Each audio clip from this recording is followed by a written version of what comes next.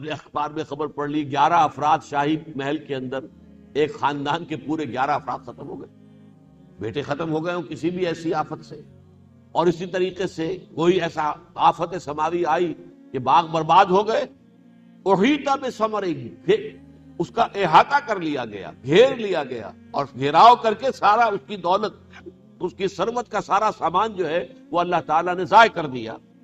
فَأَصْبَحَ يُقَلِّبُ كَفَّيْهِ عَلَى مَا أَنفَقَ فِيهَا، اب وہ رہ گیا اپنی ہتھیلیاں ملتے ہوئے، میں نے کیا کیا کچھ اس میں انویسٹمنٹ کی، کیا کچھ خرچ کیا، کتنی محنت کے ساتھ یہ انگور کے باغ لگائے تھے، کتنی مشقت کے ساتھ یہ جو ہے کھجور کے درخت یہاں پہ بوئے تھے اور کھڑے کیے تھے، کس طرح انہیں پالا پوسا ہے، یہ ساری محنت، ساری انویسٹمنٹ، ساری میری جد و جہد ضائع ہو گئی۔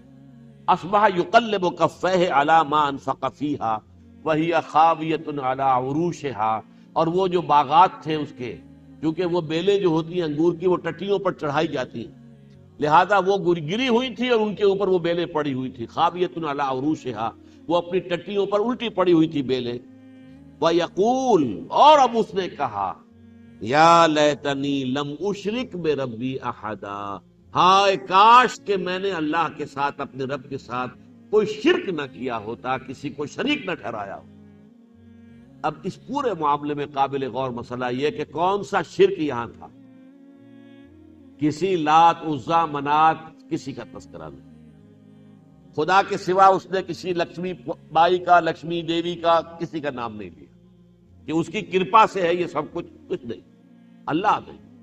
اگر میں لوٹا دیا گیا اپنے رب کی طرف، اس معنی میں موحد ہے، منکر اللہ کا نہیں ہے، اللہ کو مانتا ہے، اپنا رب مانتا ہے، اپنا مالک خالق مانتا ہے، لیکن یہ دولت، یہ مادی اسباب و وسائل، اور یہ جو ان کا مسلسل دائم اور قائم رہنا ہے، اس کا نتیجہ کیا نکلا کہ دماغ کے اندر فتور پیدا ہوا، خناس پیدا ہوا، اور وہ وشو سرکل کی طرح بڑھتا ہوا۔ اس نے سمجھا کہ بس یہی حق ہے، یہ دائمی ہے، یہ ہمیشہ رہے گا، اس پر کوئی آفت نہیں آ سکتی۔ اور پھر ظاہر بات ہے، مجھے اگر سب کچھ اللہ نے یہ دیا ہے تو کچھ نہ کچھ خیر میرے اندر ہے، میری کوئی بات اللہ کو پسند ہے، اس کی نگاہ کرم ہے، تو وہ نگاہ کرم یہاں ہے تو وہاں کیوں نہیں ہوگی؟ اگر بالفرض مجھے لوٹا بھی دیا گیا اللہ کی طرف تو مجھے یقیناً یہاں سے بہتر وہاں مل جائے۔ یہ سارا جو ہے پیچ در پیچ، جسے وشو سرکل کہتے ہیں، یہ مادہ پرستی کا وہ سارا یوں سمجھئے خناس ہے، یہ شرک ہے، اس دور کا سب سے بڑا شرک، مادہ پرستی، مادی اسباب و وسائل پر اعتماد، مادے کے بارے میں اور اسباب و وسائل کے اوپر پوری امید رکھنا، پورا بھروسہ رکھنا۔ وَلَمْ تَكُنْ لَهُ فِئَةٌ يَنْصُرُونَهُ مِن دُونِ اللَّهِ، اور نہ تو اس کی اب کوئی نفری ایسی ہوئی کہ جو مدد کر سکتی اس کی اللہ کے مقابلے میں۔ اللہ کی طرف سے آفت آئی، کوئی روکنے والا نہیں تھا، وہ ساری نفری جو ہے وہ کسی کام نہیں آئی۔ وما کان منتصرا، نہ ہی اس کے لیے ممکن ہوا کہ کوئی انتقام لے سکے اللہ سے، مدد لے، کوئی جو ہے اللہ تعالیٰ سے کوئی بدلہ لے سکے، کچھ بھی نہیں، بے کس اور بے چار ہو کر رہ گیا۔ ہنالک الولایۃ للہ الحق، اب یہ ہے اس پوری کہانی کا جسے ہم کہا کرتے تھے بچپن میں جب سٹوریز پڑھتے تھے تو مورل لیسن کیا ہے، اس پوری کہانی کا مورل لیسن، ہنالک الولایۃ للہ الحق، اس کائنات میں بادشاہی صرف اللہ کی ہے جو الحق۔ یہ ولایت کا لفظ آیا، نوٹ کر لیجئے، ایک ہے ولایت، ولایت بنتا ہے ولی سے، ولی کہتے ہیں دوست کو، پشت پناہ کو، ولی سے ولایت، اور والی سے ولایت، والی، والی کہتے ہیں کسی جگہ کا حاکم، والی مصر، مصر کا حاکم، والی سے لفظ بنتا ہے ولایت، اور ولی سے بنتا ہے ولایت۔ یہ ولایت باہمی ہوتی ہے، اللہ ولی الذین آمنوا یخرجہم من الظلمات الی النور، جس کی جمع اولیاء ہے، اولیاء اللہ، الا ان اولیاء اللہ لا خوف علیہم ولا هم یحزنون، اور یہ ہے ولایت۔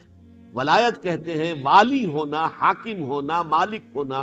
تو میں نے عرض کیا تھا کہ اس دور کے اصل شرک یہ ہیں جن کو اگر نہیں پہچانتا آدمی، حاکمیت، جیسے کہ تکوینی حاکمیت اللہ کی ہے، ایسے ہی تشریعی حاکمیت بھی اللہ کی مانی جائے، ایسے ہی تسلیم کیا جائے کہ حکم دینے کا مطلقاً اختیار اللہ کو ہے۔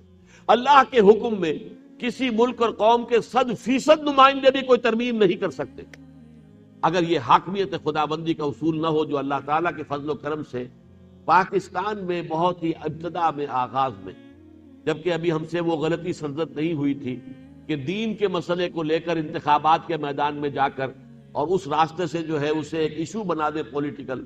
اس سے پہلے الیکشن کوئی پاکستان میں ہوا ہی نہیں تھا. سن 49 میں مطالبہ کیا گیا، دستوری اسلامی دستور کی مہم چلائی گئی، قرارداد مقاصد پاس ہو گئی. معجزہ کہ پوری دنیا میں سیکولرزم کا ڈنکا بج رہا ہے، government of the people, by the people, for the people. جہاں نہیں بھی ہے وہاں بھی مانتے یہی ہے کہ بہترین حکومت یہی ہے، بہترین اصول یہی ہے، government of the people, by the people, for the people. لیکن یہ ہے، اور حاکمیت، ساورنٹی جو ہے belongs to the masses، popular sovereignty یہ. لیکن پاکستان میں 10.5 کروڑ انسانوں کی نمائندہ دستور ساز اسمبلی نے اعلان کیا، نہیں، سروری زیبا فقط اس ذات بے ہمتا کو ہے، حکمراں ہے ایک وہی، باقی بتانے آزمی. یہ ہے قرارداد مقاصد کہ ہم حاکمیت سے ہاتھ دھوتے ہیں. we wash our hands off the claim to any sovereignty. sovereignty belongs to Allah. کائنات کا بلا شرکت غیر واحد مالک اور حاکم. ہمارے پاس جو بھی اختیارات ہیں وہ ایک سیکریٹ ٹرسٹ ہے، اللہ کی طرف سے دیے ہوئے ہیں، ایک امانت ہے. وہ انہی حدود اور قیود کے درمیان استعمال ہوں گے جو اللہ نے مقرر کر دی. یہ ہے ہنالک الولایۃ للہ الحق. حاکمیت بھی اللہ کی، اور ظاہر بات ہے کہ یہ تمام اسباب جو مادی اسباب ہیں ان میں کوئی تاثیر اگر ہے تو اللہ کی پیدا کردہ. پراپرٹیز آف دی میٹر مستقل نہیں ہے. یہ ضرور ہے کہ ہم دیکھتے ہیں واقعتاً پانی اپنی سطح برقرار رکھتا ہے. پانی میں آپ نے لاٹھی ماری، وہ لاٹھی نے تھوڑی دیر پانی کو ادھر ادھر کیا، پھر پانی مل گیا، جڑ گیا. پانی تو اپنی سطح کو برقرار رکھے گا، لیکن یہ اس کی خاصیت ذاتی نہیں ہے.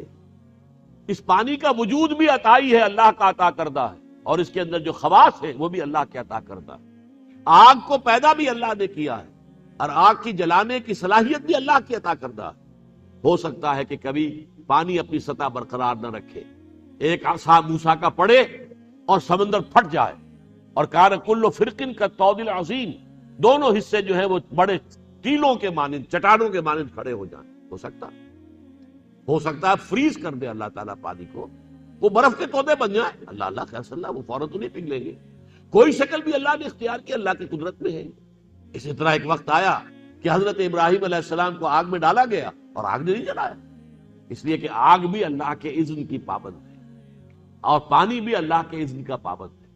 تو پراپرٹیز آف دی میٹر مستقل نہیں ہے، دائمی نہیں ہے. یہ ہمارا چونکہ عام طور پر مشاہدہ یہ ہے کہ ایسا ہوتا ہے، اس کی وجہ سے ہم سمجھ بیٹھتے ہیں کہ یہ اس کی دائمی صفت ہے. نہیں، کسی شے میں کوئی تاثیر، کوئی صفت دائمی نہیں، اس کی ذاتی ہے ہی نہیں، عطا کردہ ہے اللہ کی. ہنالک الولایۃ للہ الحق هو خیر ثوابا و خیر عقبا.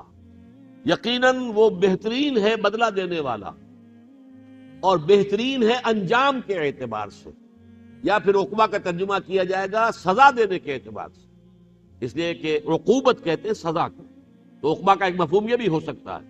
ویسے یہ کہ عاقبت کہتے ہیں کسی شے کے انجام کار کو، تو دونوں ترجمے ہو سکتے ہیں. بدلہ دینے میں، ثواب دینے میں بھی، چونکہ ثواب کا پھر جو ہے اپوزٹ آئے گا سزا، تو میں اس کو ترجیح دیتا ہوں کہ وہ بدلہ دینے میں بھی بہترین ہے اور سزا دینے میں بھی بہترین ہے. وہ سزا بھی بہترین دے گا. ہمارے پاس وقت ہے، ہم اگلا رکوع بھی پڑھ رہے ہیں. یہ ایک اور تمثیل ہے سورہ مبارکہ میں حیات دنیاوی کے لیے. دیکھیے ہماری زندگیوں میں زندگی ہماری سب سے محبوب شے بن جاتی ہے. اس زندگی ہی کو برقرار رکھنے کے لیے بھاگ دوڑ، یہ ساری معاش کی جد و جہد، صبح سے شام تک کی کمر توڑ دینے والی مشقت ہم میں سے ہر شخص کر رہا ہے، جھیل رہا ہے. کس لیے؟ زندگی کے. اور زندگی کی سب سے بڑی چمک دمک دولت اور اولاد. لیکن ان کی اصل حقیقت کیا ہے؟ اب اس کو اس تمثیل کے پیرائے میں سنیے. وَاضْرِبْ لَهُمْ مَثَلَ الْحَيَاةِ الدُّنْيَا، اور اے نبی ان کے لیے ذرا دنیا کی زندگی کی بھی ایک مثال بیان کر دیجئے، اس کی اصل حقیقت ان پر ایک تمثیل کے ذریعے سے واضح فرما دیجئے. كَمَاءٍ أَنزَلْنَاهُ مِنَ السَّمَاءِ، اس پانی کے مانند کے جس کو ہم اتارتے ہیں آسمان سے، فاختلط بہ نبات الارض، تو پھر زمین کی روئیدگی اس کے ساتھ مل کر باہر نکل آتی ہے. زمین بے آب و گیاہ پڑی ہے، کوئی ہریاول نہیں، کوئی گھاس نہیں، کچھ نہیں. بارش برستی ہے تو اب ظاہر بات ہے کہاں سے گھاس نکل آئی ہے؟ یہ زمین کے اندر موجود تھا، اس کا مواد ڈورمنٹ تھا، پانی نے آ کر ایکٹیویٹ کیا اور یہ گھاس بن کر، ہریاول بن کر سطح زمین کے اوپر ظاہر ہو گئی۔ فَأَصْبَحَ حَشِيمًا تَذْرُوهُ الرِّيَاحُ، لیکن کچھ عرصے کے بعد پھر دھوپ پڑی اس پر اور وہ پیلی ہوئی، زرد ہوئی، چورا چورا ہو گئی، اور اس چورے کو پھر ہوا جو ہے لے کر اڑتی ہے ادھر سے ادھر، ادھر سے ادھر۔ یہ ایک سائیکل ہے جو آپ کی دنیا کے اندر آپ کی نگاہوں کے سامنے، بالکل یہی معاملہ ہے انسان کا۔ انسان کا ایک وجود ہے مادی جو اس زمین سے آیا ہے، لیکن ایک اس کے لیے وہ ہے روح جو آسمان سے آتی ہے۔ جیسے نباتات جو ہے زمین کی، اس کا سارا مادہ مواد زمین میں تھا، ڈورمنٹ تھا، پانی برسا ہے، بارش برسی ہے، اس نے ایکٹیویٹ کیا ہے اور وہ ایک سبزے کی شکل میں، ہریاول کی شکل میں وہ زمین سے باہر آ گیا، لیکن اس کے بعد پھر سوکھ گیا، پیلا پڑ گیا، زرد ہو گیا، چورا چورا ہو گیا، پاؤں تلے روندا گیا، اور اس کے جو چورا ہے اس کو اب ہوا لے کے ادھر ادھر پھر رہی ہے۔ اسی طرح انسان، اب زمینی جو پیدائش اس کی ہے، اس کا ایک حیولہ، یہ پچھلے درس میں اب تفصیل سے بات آ چکی ہے، رحم مادر میں تیار ہوا، یہ زمینی مخلوق ہے، جسم انسان کا، ماں کا ہو باپ کا ہو، یہ زمینی ہے، زمین سے مٹی سے بنائے گئے ہیں۔ وَلَقَدْ خَلَقْنَا الْإِنسَانَ مِنْ صُلَالَةٍ مِّن طِينٍ ثُمَّ جَعَلْنَاهُ نُطْفَةً فِي قَرَارٍ مَّكِينٍ ثُمَّ خَلَقْنَا النُّطْفَةَ عَلَقَةً فَخَلَقْنَا الْعَلَقَةَ مُضْغَةً فَخَلَقْنَا الْمُضْغَةَ عِظَامًا فَكَسَوْنَا الْعِظَامَ لَحْمًا ثُمَّ أَنشَأْنَاهُ خَلْقًا آخَرَ۔ اور اس کے بارے میں حدیث آپ کو پچھلی مرتبہ سنا چکا ہوں کہ جب 4 مہینے کا جنین ہوتا ہے، امبریو ہوتا ہے ماں کے پیٹ میں، پھر آسمان سے فرشتہ بھیجا جاتا ہے، ثم یرسل الیہ الملک۔ یہ حدیث جو متفق علیہ ہے، بخاری اور مسلم دونوں میں، حضرت ابو عبد الرحمن عبداللہ ابن مسعود رضی اللہ تعالی عنہ سے مروی ہے، اور وہ کہتے ہیں کہ حضور نے فرمایا وَهُوَ الصادق المصدوق، کوئی شک نہ کرنا اس بات میں جو حضور کہہ رہے ہیں، اس لیے کہ حضور سچے ہیں اور ان کی سچائی پر اللہ گواہ ہے۔ پھر وہ بات کیا بتائی؟ ان احدکم، حضور نے فرمایا تم میں سے ہر شخص کا یجمع خلقہ فی بطن امہ 40 لیلۃ نطفۃ ثم علقۃ مثل ذلک ثم مضغۃ مثل ذلک ثم یرسل الملک فینفخ فیہ الروح۔ تم میں سے ہر شخص کی تخلیق اس طور سے ہوتی ہے کہ رحم مادر میں وہ 40 دن تو ہوتا ہے نطفے کی شکل میں، پھر 40 دن ہوتا ہے علقہ کی شکل میں، پھر 40 دن ہوتا ہے مضغہ کی شکل میں، اس کے بعد پھر فرشتے کو بھیجا جاتا ہے، فرشتہ آسمان سے آتا ہے، جیسے کہ بارش کا پانی بلندی سے آ رہا ہے، وہ اس میں روح پھونک دیتا ہے، اب وہ انسان بن گیا، اب اس کی تکمیل ہو گئی پوری، سواہا۔ اب وہ جب برآمد ہوا، ثم نخرجکم طفلا، یہ پچھلے درس میں تمام آیات آ چکی ہیں، سورہ حج کی اور سورہ مومنون کی، ثم نخرجہم طفلا، تو پھر اس کے بعد بچہ جو ہے وہ رحم مادر سے برآمد ہوا، پھر وہ اپنی پوری عمر کو پہنچا، لیکن اس کے بعد پھر چہروں پر جھریاں پڑی، بال جو ہیں وہ سیاہ نہیں سفید ہو گئے، اعضاء جو ہیں اور اعصاب جواب دے گئے، پھر وہ مرا اور وہ مٹی کے اندر مل کر پھر مٹی ہو گیا۔ جو شے وہاں سے آئی تھی وہ وہیں گئی، وہ وہاں سے آئی تھی، انا للہ و انا الیہ راجعون۔ ہمارا اصل وجود جو ہے، روحانی وجود، جس کی وجہ سے کہ ہم مسجود ملائک بنے، جس کی وجہ سے کہ ہم خلیفۃ اللہ فی الارض قرار پائے ہیں، وہ تو انا للہ ہے، وہاں سے آئی تھی، و انا الیہ راجعون۔ زمین سے جو آیا تھا، مٹی سے جو حیولہ بنا تھا، رحم مادر میں جو پروان چڑھا تھا، وہ پھر مٹی میں چلا گیا۔ یہ ہے مثال زندگی کی۔ اب اس کا نتیجہ کیا نکالا؟ وَكَانَ اللَّهُ عَلَىٰ كُلِّ شَيْءٍ مُقْتَدِرًا، اللہ ہر شے پر قادر ہے، قدرت رکھتا ہے۔ الْمَالُ وَالْبَنُونَ زِینَةُ الْحَیَاةِ الدُّنْیَا، یہ میں نے شروع میں عرض کیا تھا، اس سورہ مبارکہ کا مرکزی مضمون یہ ہے۔ دیکھو، مال اور اولاد یہ اس دنیا کی زندگی کی زیبائش اور آرائش ہے، تمہاری روح کا اس سے کوئی تعلق نہیں، وہ تو تنہا تھی، وہاں سے آئی ہے، تنہائی چلی گئی۔ روح کا نہ کوئی باپ ہے، نہ بیٹا ہے، نہ بیوی ہے، نہ شوہر ہے۔ روح تو در حقیقت قل الروح من امر ربی، تمہارا اصل روحانی وجود وہ در حقیقت ان تمام رشتوں سے اور علائق سے بالکل جدا ہے، علیحدہ ہے، انڈیپینڈنٹ ہے۔ یہ مال و دولت دنیا، کس قدر پیارے الفاظ ہیں علامہ اقبال کے. واقعہ یہ کہ ان کی نظموں میں یہ نظم جو ہے بہت کلائمیکس کی ہے، چوٹی کی ہے. یہ مال و دولت دنیا، یہ رشتہ و پیوند، بتان وہم و گما لا الہ الا اللہ. یہ سب بتان وہم و گما ہے. کیا رشتے، کیا یہ ہمارے آپس کے تعلقات ہیں؟ یہ سب اس ہمارا مادی وجود جو ہے یہ اس کے رشتے ہیں. کسی کا میں بیٹا ہوں اور کوئی میرا بیٹا ہے، یہ میرے مادی وجود کے حوالے سے، ورنہ اس کی روح، میرے والد کی روح، میری روح اور میری بیٹوں کی روح ایک ہی وقت میں موجود تھے قیامت میں، جبکہ انہیں پیدا کیا گیا اور کہا گیا کہ ارواح جلود مجندہ، وہ لشکروں کی شکل میں تھے. سب کی عمر ایک ہے، برابر ہے سب کے سب عمر کے اعتبار سے. چاہے وہ اب ہمارے حوال سے ہمارے کوئی جد امجد جو ہے 2000 سال پہلے یا 200 سال پہلے وہاں سے آئے تھے، عراق سے آئے تھے، یہاں آباد ہوئے تھے، یہ ہوا تھا، یہ سب کچھ جو ہے یہ صرف ہمارے اس مادی حیوانی وجود کے اعتبار سے. اور اس کے لیے ایک آزمائش کے طور پر، جیسے کہ پہلے رکوع میں فرمایا تھا، انا جعلنا ما علی الارض زینۃ لہا لنبلوہم ایہم احسن عملا. ہم نے اس دنیا کے اوپر جو کچھ پیدا کیا ہے اسے اس کا گہنا بنا دیا ہے، بناؤ سنگھار بنا دیا، زیبائش اور آرائش کا ذریعہ بنا دیا. اس کی چہل پہل جو ہے اور اس کی رونقیں جو ہے بڑی دلکش ہے. لیکن وَإِنَّا لَجَاعِلُوهَا سَعِيدًا جُرُزًا، لیکن ایک دن آئے گا یہ سب جس طریقے سے کہ کھیتی کٹ جاتی ہے، کچھ نہیں رہتا، بہت چٹیل زمین پھر نظر آنے لگتی ہے جو پہلے ڈھکی ہوئی تھی فصل کے نیچے، اسی طرح یہ دنیا ہو جائے گی. زمین کا حال وہی ہوگا قیامت کے دن. المال والبنون زینت الحیات الدنیا، مال اور بیٹے یہ دنیا کی زندگی کی زینت ہے، آرائش ہے. والباقیات الصالحات، باقی رہنے والی صرف نیکیاں ہیں.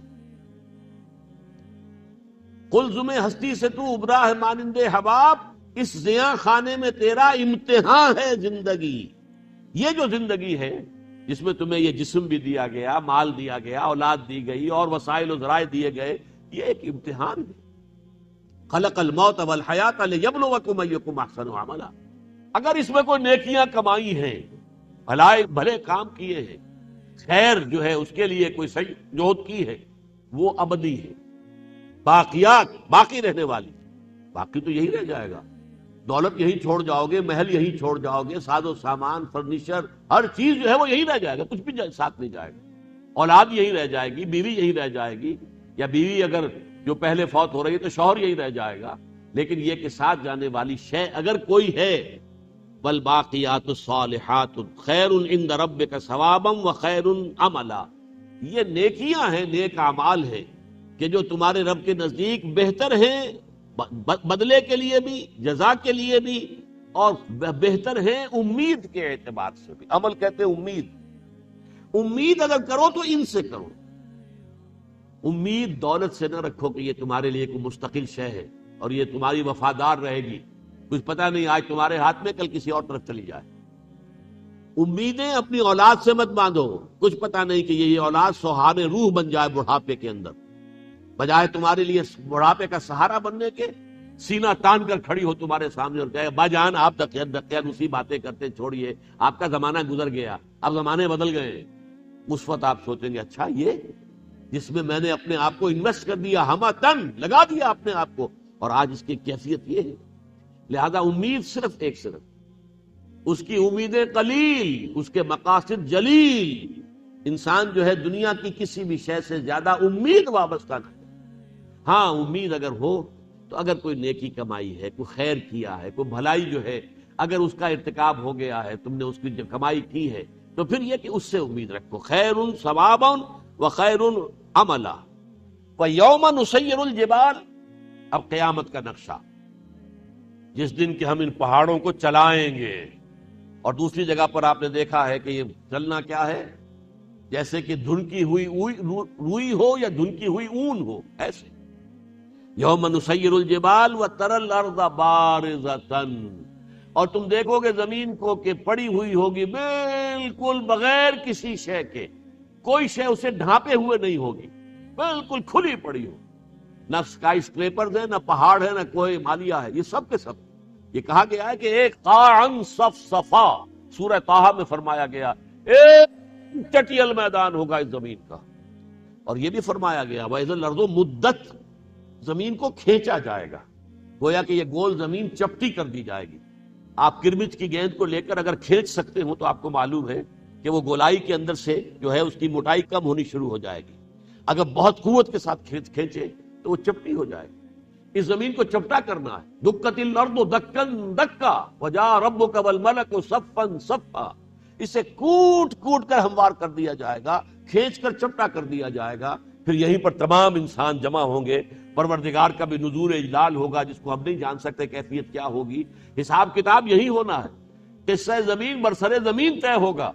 پھر جہنم بھی جہاں تک میرا گمان ہے وہ یہ کہ اسی زمین کے اندر سے برآمد ہوگی۔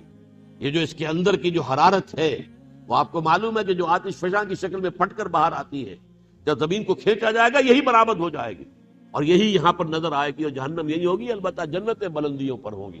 پھر ان کے لیے آسمان کھولے جائیں گے اور ہر ایک جو ہے اپنے اپنے مرتبے کی جنت کے اندر جو ہے لے جایا جائے گا۔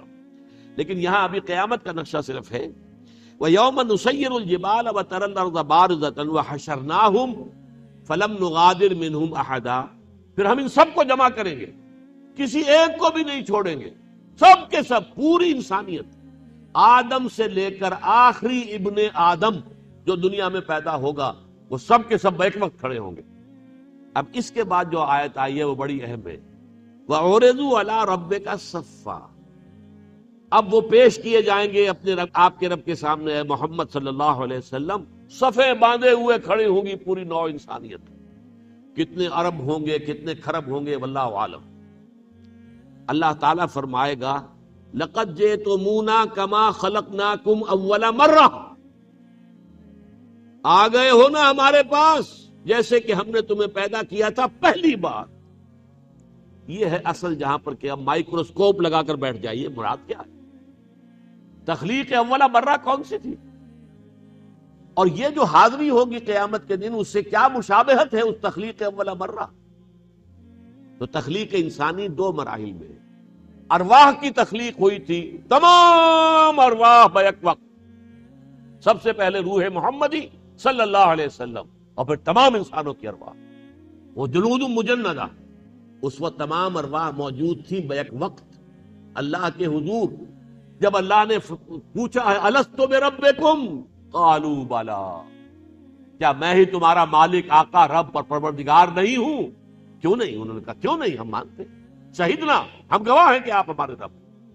یہ عہد الست، یہ قول و قرار لے کر پھر ان ارواح کو کولڈ سٹوریج میں رکھ دیا گیا، اور جیسے جیسے اب زمینی تخلیق ہوئی، جیسے جیسے حیولہ تیار ہوا، 4 مہینے کا رحم مادر میں ایک روح لا کر اس کی روح جو ہے اس کے ساتھ شامل کر دی گئی۔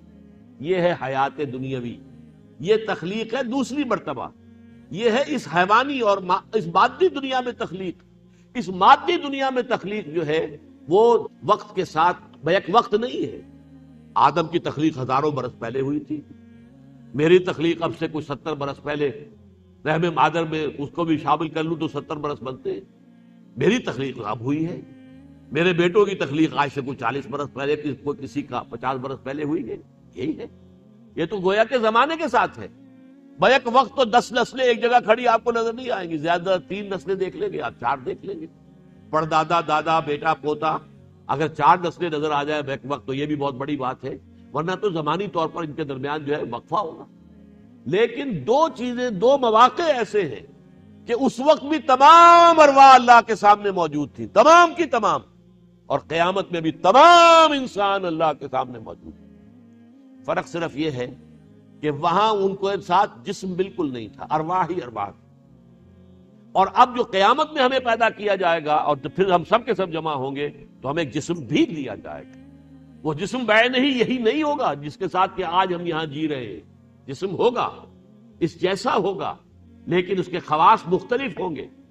اس کی کھال ایسی ہوگی کہ جیسے ہی آگ جلا دے گی فوراً ٹھیک ہو جائے، تاکہ جلن مسلسل رہے، ایسا نہ ہو کہ کھال مردہ ہو جائے تو پھر اس کے اندر جو ہے وہ جلن کی حس جو ہے وہ ختم ہو جائے۔ اور وہاں تو وہ جسم ہوگا کہ ہمارے ہاتھ ہمارے خلاف گواہیاں دیں گے، ہمارے پاؤں ہمارے خلاف گواہیاں دیں گے۔ اس اعتبار سے جسم کے ساتھ ہوگے قیامت کے دن، اور بغیر جسم کے تھے اس ازل میں۔ لیکن ایک اعتبار سے مشترک نقطہ یہ ہے، اس وقت بھی تمام انسانوں کی ارواح موجود تھی، اور قیامت میں بھی تمام انسان اللہ کے سامنے کھڑے ہوں گے۔ وعرضوا علی ربک صفا لقد جئتمونا کما خلقناکم اول مرہ بل زعمتم ان لن نجعل لکم موعدا. لیکن تمہیں دنیا کی زندگی کے دوران یہ گمان اور یہ گمراہی لاحق ہو گئی تھی کہ یہ تمہارے لیے کوئی وقت معین نہیں ہوگا کہ تمہیں اپنے رب کے سامنے پیش ہونا پڑے. بھول گئے تھے تم اپنے اس قول کو بھی بھول گئے تھے الست بربکم قالوا بلا. تمہارے ذہن سے اس کا تصور بھی نکل گیا تھا کہ ایک دن اپنے رب کی طرف پھر حاضر ہونا ہے. ووضع الکتاب، اور پھر کتاب نامہ لا کر رکھ دیا جائے گا، حساب کتاب والا کتاب وضع رکھ دی جائے گی. اس کو میں کہا کرتا ہوں کہ یہ کوئی بہت بڑا کمپیوٹر ہوگا. جو آج کا بڑے سے بڑا کمپیوٹر جو بھی ہے، سپر کمپیوٹرز، ان سے بھی 1000 گنا بڑا، 1,00,000 گنا بڑا کمپیوٹر، اس میں ہر فرد نوع بشر کی پوری زندگی کی فلم، اس کی زبان سے نکلا ہوا ایک ایک حرف محفوظ ہوگا. آپ دیکھتے ہیں کمپیوٹر میں ایک بٹن دباتے ہیں اور سب کچھ آ جاتا ہے سامنے، ایک بٹن. آج جو واقعہ یہ ہے کہ جو ایجادات انسانوں نے کر لی ہیں، اس سے یہ بعث بعد الموت، حساب کتاب، یہ تمام باتیں جو ہیں بہت آسان ہو گیا ان پر ایمان لانا. ورنہ کیسے زندہ ہو جائیں گے؟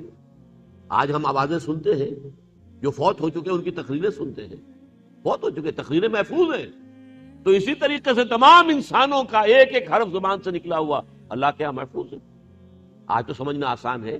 اگر ٹیپ ریکارڈر، ہمارا ایجاد کردہ ٹیپ ریکارڈر جو ہے، وہ آوازوں کو محفوظ کر لیتا ہے، اور وہ آدمی مر گیا ہے لیکن اس کی آواز موجود ہے. تان سین کبھی کا مر گیا، کھپ گیا، سیگل میری مراد ہے، اس کے گانے آج بھی جو ہیں وہ فضا کے اندر لہراتے. لیکن یہ کیوں ہو گیا؟ اس لیے کہ وہ آواز محفوظ کر لی گئی. تو یہ آوازیں محفوظ ہو جائیں گی. ما یلفظ من قول الا لدیہ رقیب عتید. جو بات بھی زبان سے نکلتی ہے اس کو ریکارڈ کرنے والے موجود ہیں، جو بڑے مستعد ہیں، کوئی ایک حرف بھی نہیں رہ جائے گا. اسی طرح ایک بٹن دبے اور تمہارا فلم تمہاری چلنی شروع ہو جائے. دیکھ لیجئے، یہ ہیں آپ، پیدائش سے لے کر موت تک، خود دیکھ لیجئے. آپ کی گواہی کی کسی اور شے کی ضرورت ہی نہیں ہے. اقرا کتابک کفی بنفسک الیوم علیک حسیبا. خود اپنا اعمال نامہ دیکھ لو بھائی، پڑھ لو. کوئی اور حساب کتاب کرنے والے کی ضرورت ہی نہیں، تم کافی ہو خود. ووضع الکتاب فتری المجرمین مشفقین مما فیہ. تو تم دیکھو گے کہ جو مجرم ہیں وہ لرزاں و ترساں ہوں گے، ان کے چہرے خوف کے مارے زرد پڑ رہے ہوں گے، اس لیے کہ انہیں معلوم ہے کہ اس میں کیا ہے.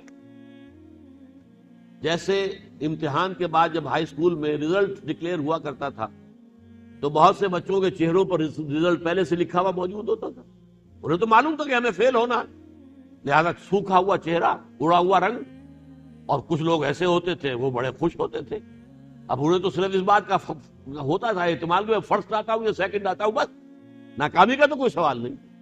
اسی طریقے سے وہ جب اعمال نامہ لا کر رکھ دیا جائے گا، ووضع الکتاب فتری المجرمین مشفقین مما فیہ ویقولون. تو تم دیکھو گے ڈر رہے ہوں گے وہ مجرم اس چیز سے کہ جو اس میں محفوظ ہے، ان کے کرتوت، ان کے کارنامے، ان کے اقوال و افعال. ویقولون، اور وہ کہیں گے یا ویلتنا، ہائے ہماری شامت، ما لہذا الکتاب، یہ کیسا اعمال نامہ ہے، کیسا ریکارڈ ہے. لا یغادر صغیرۃ ولا کبیرۃ الا احصاھا. اس نے تو نہ کسی چھوٹی چیز کو چھوڑا نہ بڑی کو، مگر یہ کہ سب کا احصاء کر لیا، مائنیوٹس ڈیٹیلز. اب ظاہر بات ہے کہ اگر آپ کی زندگی کی فلم چل رہی ہے تو کون سی چیز چھپی چھپی رہ جائے گی اس میں؟ آپ کی ہر حرکت و سکنت جو ہے، حرکات و سکنات جملہ جو ہے محفوظ ہے. لہذا چھوٹی سی چھوٹی چیز بھی جو ہے اس کے اندر نہیں رہ گئی، بلکہ یہ کہ ہر شے کو موجود پائیں گے. جیسے کہ فرمایا گیا آخری پارے کی صورت میں، فَمَن يَعْمَلْ مِثْقَالَ ذَرَّةٍ خَيْرًا يَرَهُ وَمَن يَعْمَلْ مِثْقَالَ ذَرَّةٍ شَرًّا يَرَهُ. جو کوئی ذرے کے ہم وزن نیکی کرے گا اپنے سامنے موجود پائے گا، اور جس نے ذرے کے ہم وزن بدی کی ہوگی اپنے سامنے موجود پائے گا. تو وہ چیخیں گے اور پکاریں گے یا ویلتنا ما ذہذا الکتاب لا یغادر صغیرۃ ولا کبیرۃ الا احصاها ووجدوا ما عملوا حاضرا. اور وہ پائیں گے وہ سب کچھ کے جو عمل انہوں نے کیے تھے اپنے سامنے موجود، حاضر. ولا یظلم ربک احدا. اور اے محمد صلی اللہ علیہ وسلم، آپ کا رب کسی پر ظلم نہیں کرے گا. اس کے اپنے اعمال ہوں گے، ان کے اپنے کرتوت ہوں گے، ان کی اپنی کمائیاں ہوں گی جو ان کے سامنے رکھ دی جائیں.